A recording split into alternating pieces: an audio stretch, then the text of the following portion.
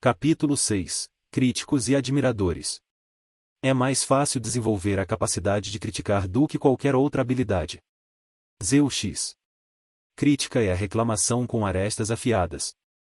Geralmente é dirigida a alguém com a intenção de diminuir essa pessoa.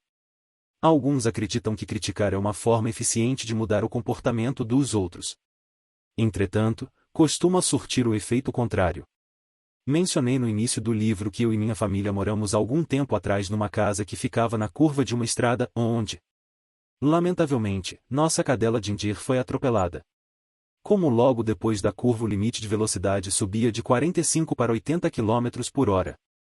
As pessoas costumavam passar bem rápido diante de nossa casa. Fiquei incomodado com isso, especialmente depois da morte de Ginger. Muitas vezes, quando eu estava no jardim cortando grama, via os automóveis voando baixo pela estrada. Eu gritava com os motoristas para que diminuíssem a velocidade. Às vezes, também sacudia os braços para tentar fazer com que andassem mais devagar. Para minha crescente irritação, descobri que eles raramente reduziam a velocidade e até evitavam olhar na minha direção. Um dos piores infratores era motorista de um carro esporte amarelo. Não importava quanto eu berrasse ou agitasse freneticamente meus braços. A moça continuava a dirigir a toda velocidade. Um dia, eu aparava o gramado e Gail plantava flores no quintal quando percebi que o carro amarelo aparecia. Rápido como de costume. Não fiz nada, pois senti que qualquer gesto seria inútil. Quando a jovem estava bem na frente da minha casa, vi a luz do freio se acender e percebi que ela tinha reduzido a velocidade. Fiquei estarrecido. Era a primeira vez que o carro esporte não passava zunindo pela rua. Também estranhei que a jovem ao volante, normalmente mal-humorada, estivesse sorrindo. Curioso. Desliguei o cortador de grama e perguntei a Gail o que teria acontecido para que a mulher reduzisse a velocidade. Sem levantar os olhos, ela disse: "Foi fácil. Só precisei sorrir e acenar." "O quê?" E espantei-me. Eu sorri e acenei para ela, como se fôssemos velhas amigas. Ela devolveu o sorriso e diminuiu a velocidade. Respondeu Gail. Por meses a fio eu tinha tentado fazer com que a jovem diminuísse a velocidade sendo crítico. Queria lhe mostrar que estava errada ao dirigir daquela maneira. Gail, por sua vez, a tratou com gentileza e obteve uma resposta gentil. Ao pensar sobre o assunto, concluí que fazia sentido. A motorista não poderia ter ouvido minhas reclamações com o barulho do cortador de grama atrapalhando e, provavelmente, meus gestos me faziam parecer um bobo. Para ela, eu era um sujeito zangado com um cortador de grama. Não era de se espantar que quisesse evitar o contato visual e procurasse passar por ali o mais rápido possível. Por outro lado, Gail foi vista como a simpática senhora da vizinhança que a cumprimentava como se fosse sua amiga. Eu fui crítico, enquanto Gail a tratou com consideração. Depois desse episódio nunca mais vi o carro esporte amarelo bater recordes de velocidade na porta da minha casa toda vez que a jovem passava por ali. Diminuía a velocidade e só voltava a acelerar ao se afastar da nossa vizinhança. Ninguém gosta de ser censurado. E o criticismo, muitas vezes, provoca o efeito oposto ao esperado. Em vez de reprimir o comportamento indesejado, pode servir para reforçá-lo.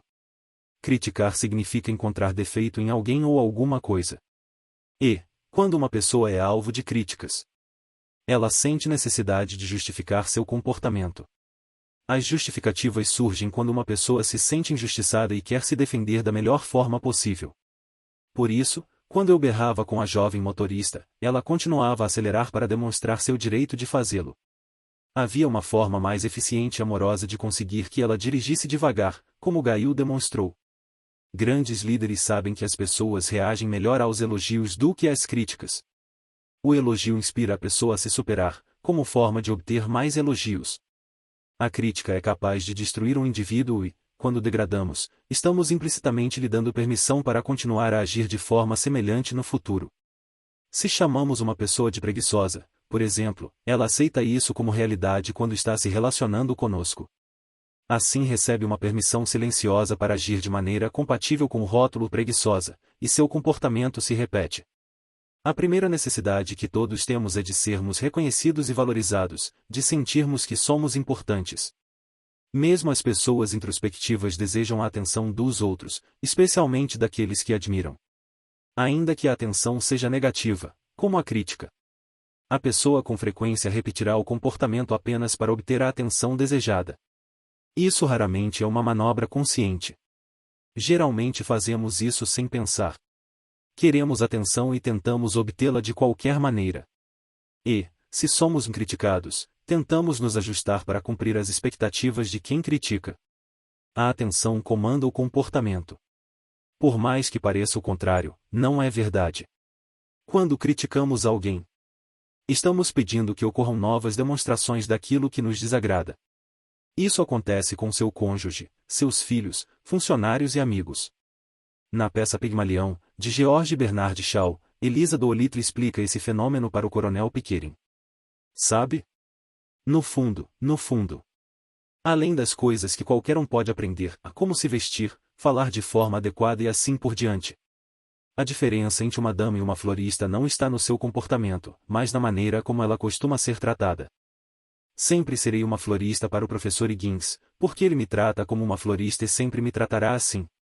Mas sei que posso ser uma dama para você, porque você me trata como uma dama e sempre me tratará. Temos muito mais poderes para criar a nossa vida do que percebemos. Nossos pensamentos sobre as pessoas determinam a maneira como elas se apresentarão diante de nós e como nos relacionaremos com elas. Nossas palavras revelam nossas expectativas sobre o outro e seu comportamento. Se nosso discurso for recheado de críticas, o comportamento espelhará as expectativas representadas no que dizemos. Todos nós conhecemos pais que se concentram nas notas ruins do filho, em vez de celebrar as boas. A criança chega em casa com um boletim com 4 notas 10 e um 7 e os pais questionam: por que foi que você tirou um 7? Concentram-se na única nota mediana, em vez de prestarem atenção nas 4 notas excelentes. Há algum tempo, nossa filha Lia teve uma queda de desempenho em algumas matérias, e como pais inteligentes, amorosos e prestativos, conversamos sobre suas notas baixas para tentar inspirá-la a melhorar. Para nossa surpresa, ela começou a tirar notas baixas em outras matérias. Gail e eu percebemos que as notas dela não eram nada além disso e as notas dela. Passamos a elogiar seus sucessos. E simplesmente perguntar se ela estava satisfeita com os resultados no boletim. Se Lia dizia que sim, mesmo se as notas fossem aquém daquelas que acreditávamos que ela deveria conquistar, deixávamos o assunto para lá. Logo as notas voltaram a aumentar e há vários anos ela só volta para casa com a nota máxima. Meu trabalho é reclamar e ser crítico. Já ouvi essa frase sair da boca de muita gente dos meios de comunicação, e isso me entristece. Sou formado em jornalismo e aprendi que o trabalho do repórter é relatar os fatos, explicar o que acontece. Entretanto, alguns profissionais da imprensa pensam que seu trabalho é destruir os outros. Fazem isso para garantir a venda dos jornais ou a audiência dos noticiários de TV. É importante estarmos informados, mas não sermos manipulados. E a crítica é utilizada com frequência para derrubar alguém. Não estou dizendo que não devamos ler críticas de filmes, livros e teatro.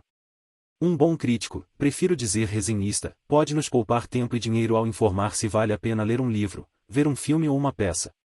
Na realidade, me identifico bastante com um resenhista de cinema que costuma gostar dos mesmos filmes que eu, e considero suas opiniões valiosas. Ao ler a matéria sobre determinado filme, acho fácil descobrir se o autor é um crítico ou um resenhista. Outro dia li uma crítica que se perdia em meio a palavras difíceis e referências esotéricas a outros filmes que de nada serviam para o entendimento do filme em questão. O único objetivo do texto parecia ser chamar a atenção para as qualidades do seu autor. Veja como sou inteligente. Como a reclamação, a crítica pode ser uma forma de se gabar, de dizer: meus gostos são tão refinados que o que você me oferece não está à minha altura. Você viu o filme It, A Conselheiro Amoroso?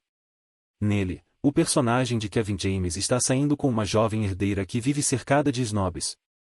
Numa festa, a conversa gira em torno de restaurantes, filmes, peças e vernissagens, todos considerados horríveis por 2 jovens. A mensagem por trás do que estão dizendo é: nada disso está à nossa altura porque somos muito sofisticados. Ouça cuidadosamente as suas palavras durante a fase da competência consciente e controle seu criticismo.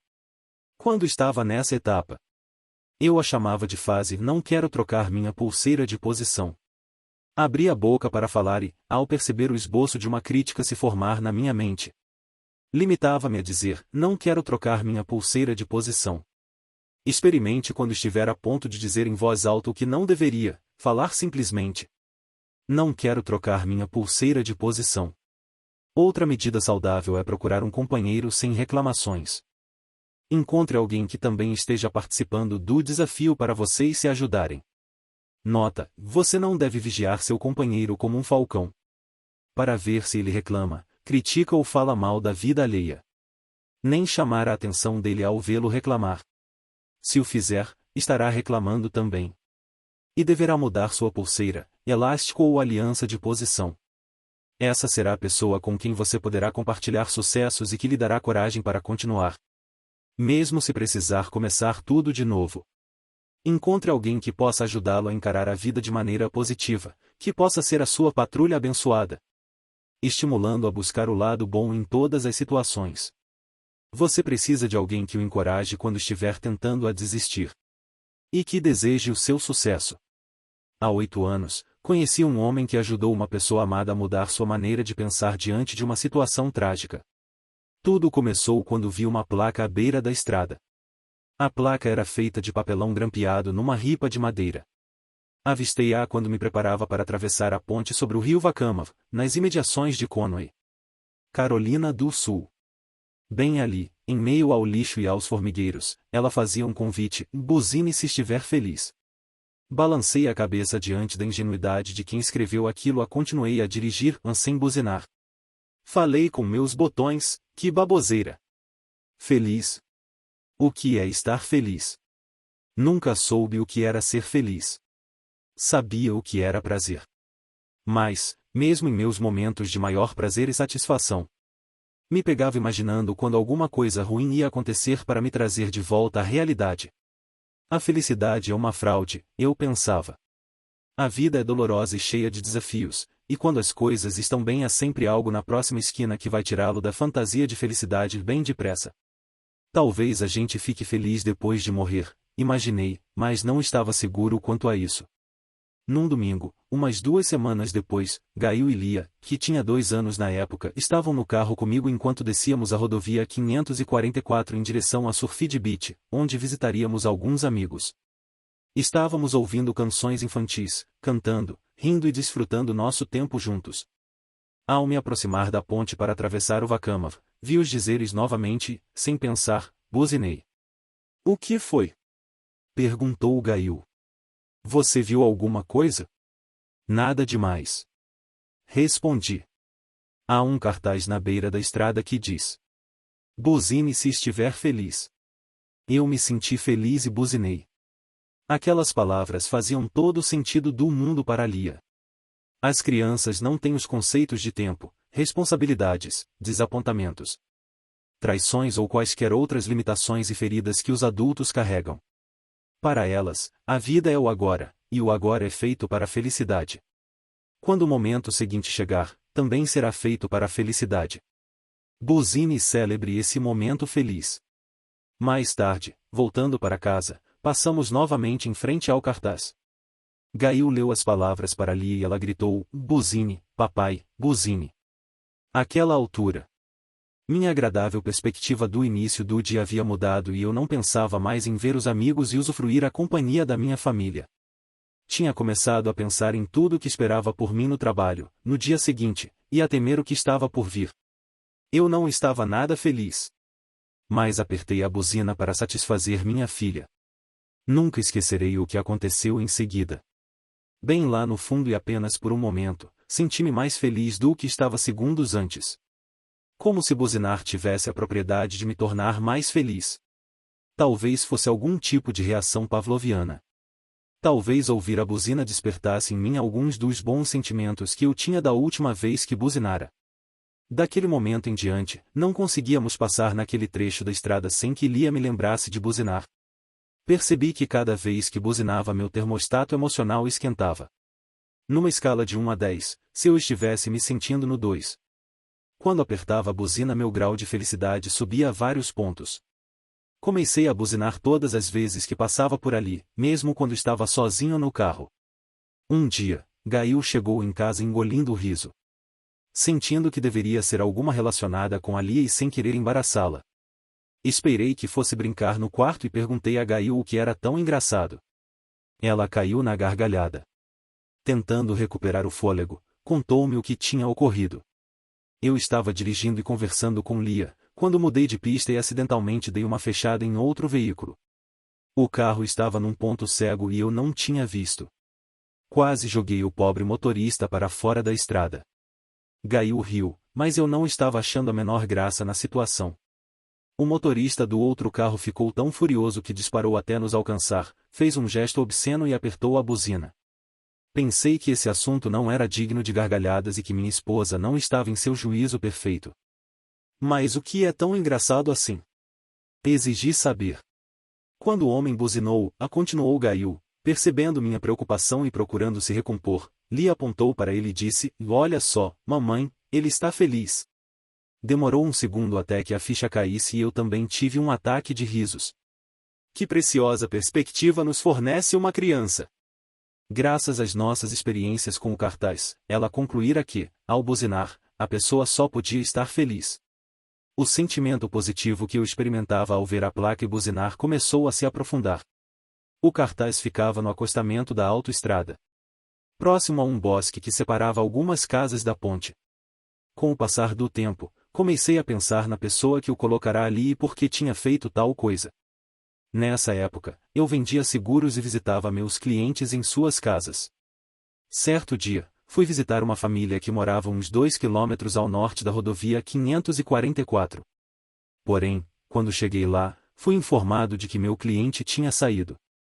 Por um momento, fiquei abatido. Mas logo que deixei o condomínio percebi que me encontrava do outro lado da mata que acompanhava a estrada. Enquanto dirigia, calculei o ponto onde eu estava em relação ao cartaz feliz e, quando achei que estava próximo, parei na casa em frente. Era uma casa de apenas um pavimento, cinzenta e pré-fabricada, com ornamentos em vermelho escuro.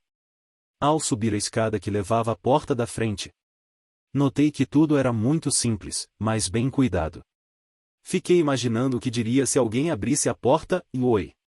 Vi uma placa na beira da estrada do outro lado desse bosque e queria saber se por acaso o senhor sabe alguma coisa a respeito dela. Ou talvez. Será que vocês são as pessoas do buzine se estiver feliz? Estava sem jeito. Mas queria entender a história por trás do cartaz que tinha promovido tamanho impacto na minha forma de pensar e de viver. Quando toquei a campainha, não tive a menor chance de fazer qualquer daquelas perguntas. Pode entrar, disse um homem, com um sorriso amplo e caloroso. Agora eu realmente estava sem jeito. Ele deve estar esperando outra pessoa, pensei, e acha que sou eu. De qualquer maneira, entrei na casa e ele apertou minha mão. Expliquei que costumava passar pela rodovia no trecho próximo à sua residência e que ficará curioso com uma placa com os dizeres "Buzine se estiver feliz." Pelos meus cálculos, o cartaz ficava na altura da casa dele, e eu queria perguntar se por acaso ele sabia alguma coisa a respeito do assunto. Seu sorriso aumentou, e ele me contou que tinha colocado a placa ali mais de um ano antes e que eu não era o primeiro a parar e fazer perguntas. Enquanto eu ouvia o som da buzina de um carro à distância, ele disse: "Sou treinador numa escola de ensino médio aqui da região. Minha mulher e eu gostamos de morar aqui, perto da praia. Fomos muito felizes juntos.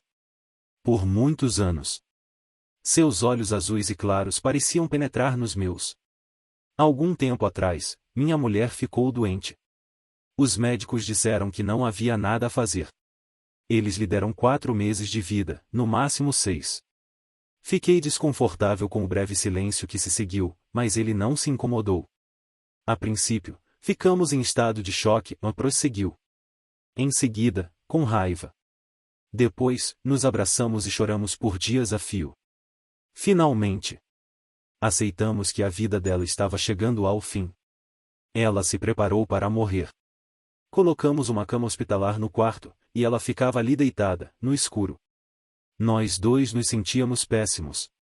Um dia, eu estava sentado na varanda enquanto ela tentava dormir, mas não conseguia por causa da dor.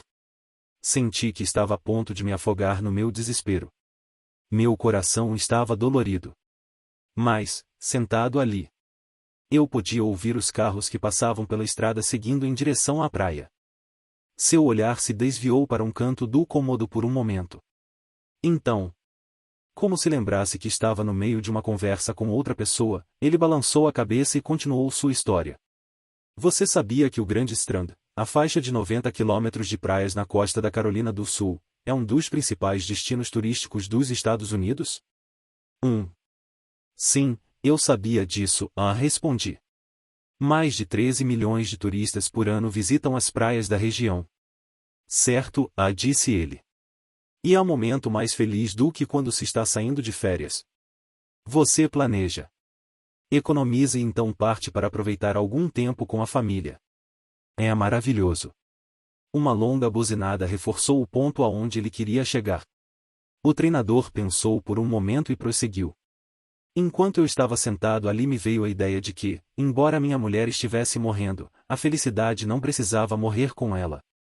De fato, a felicidade estava bem à nossa volta, nos milhões de carros que passavam a algumas dezenas de metros de nossa casa diariamente. Por isso, coloquei aquela placa.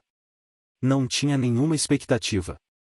Queria apenas que as pessoas nos carros não ficassem alheias à felicidade daquele momento. Pois esse momento especial, que nunca será repetido, deve ser saboreado e precisamos ter consciência da nossa felicidade. Várias buzinas, de diferentes veículos, soaram numa rápida sucessão. Minha mulher começou a ouvir as buzinas. Disse ele. A princípio eram poucas, uma aqui, outra ali. Ela me perguntou se eu sabia o que estava acontecendo, e lhe contei do cartaz que havia colocado. Com o tempo, o número de carros que buzinava aumentou, e aquilo passou a ser uma espécie de remédio para ela. Ela ouvia as buzinas e encontrava grande conforto em saber que não estava isolada, morrendo num quarto escuro. Ela fazia parte da felicidade geral do mundo. Permaneci em silêncio por um momento, tentando absorver o que ele tinha partilhado comigo. Que história tocante e inspiradora. Você gostaria de conhecê-la? Perguntou. Sim, respondi, surpreso. Tínhamos falado tanto de sua mulher que eu começara a pensar nela como uma personagem de uma história rica e maravilhosa, e não como uma pessoa de carne e osso.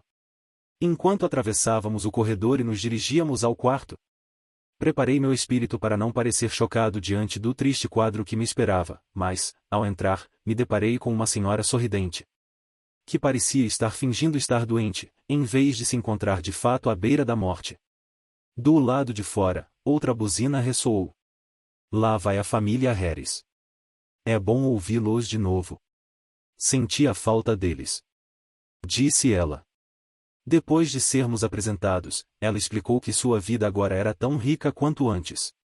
Centenas de vezes ao dia e também durante a noite ela ouvia todo tipo de buzina anunciando que existe felicidade no mundo. Eles não têm ideia de que estou aqui deitada, ouvindo. Falou. Mas eu os conheço.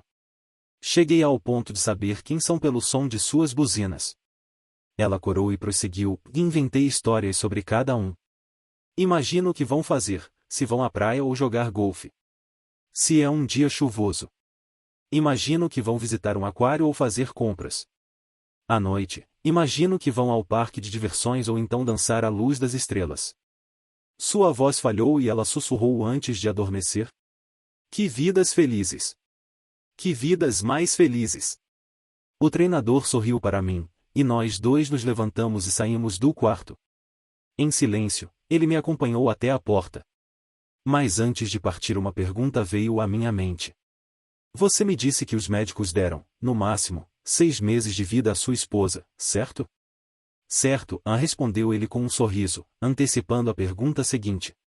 Mas você falou que ela já estava doente meses antes de você colocar a placa. Isso mesmo. Respondeu. Mas já faz mais de um ano que vejo o cartaz na beira da estrada. Falei. Exatamente. Disse ele, acrescentando. Por favor, venha nos visitar sempre que quiser. A placa ficou à mostra por mais um ano inteiro. Então, um dia, desapareceu subitamente. Ela deve ter morrido, pensei com tristeza. Enquanto dirigia. Pelo menos estava feliz no final e resistiu bem mais do que o esperado. Será que os médicos ficaram surpresos? Alguns dias depois, voltei a pegar a rodovia 544 em direção à praia e, pela primeira vez, senti tristeza em vez de felicidade, enquanto me aproximava da ponte. Olhei de novo, imaginando que o vento ou a chuva poderiam ter destruído o pequeno cartaz feito à mão. Mas ele realmente não estava mais lá. De repente, vi algo que elevou o meu espírito. No lugar onde ficava a velha placa de papelão havia agora um novo letreiro, amarelo brilhante.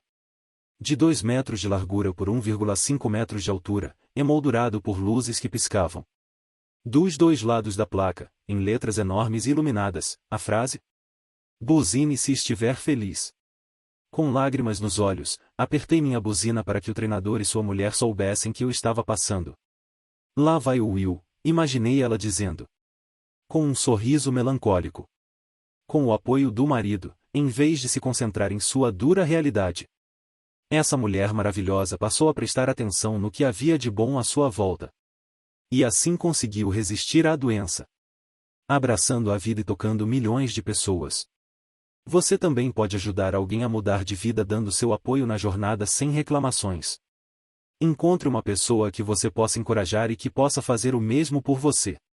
Juntos vocês vão chegar lá.